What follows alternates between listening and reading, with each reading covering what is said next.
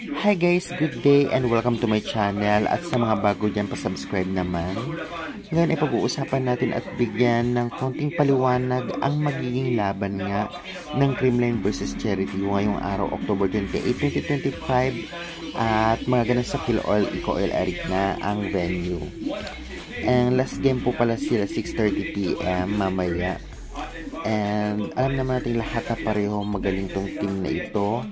And syempre pareho gustong umangat ang rankings dahil medyo alanganin sila, kaya baka mag-agawan sila sa pagiging top rank, diba? Sa every pool A at pool B dapat may tatlong nasa mataas na ranking para naman isabak doon sa mabababang rank sa pool na kalaban nila.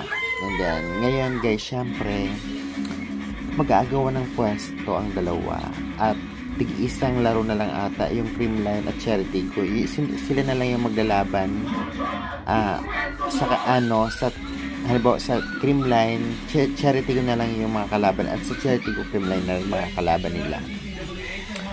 Yun na nga guys. And then syempre kaabang-abang kung ano nga bang strategy ang gagawin ng mga coaching staff ng parehong team, dahil syempre pareho mga veterans player ang mga maglalaro sa every team's Cherry at sa Creamline. Kaya masasabi nga talaga natin na baka 50-50 yung pagkapanalo ng every team. And syempre sa import na lang, kasi number 1 talaga import ang nagdadala ng games, diba? Si Squan okay naman.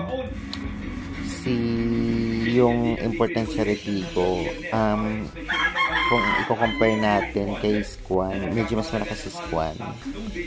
Pero okay rin naman yung performance ng important Charity. Overall, okay naman.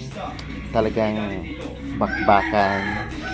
Sa mga local players naman, may katapat ang Creamline, Aragalang, Robles, Mayunpaan. Sa Creamline naman, Alaysa Valdez, and then Tots Carlos, import nila ganun. At yun guys, nakaka-excite panoorin mamaya, and excited na rin ako kung anong team ba ang talaga magwawagi, Charity Go or Creamline Cool Smashers.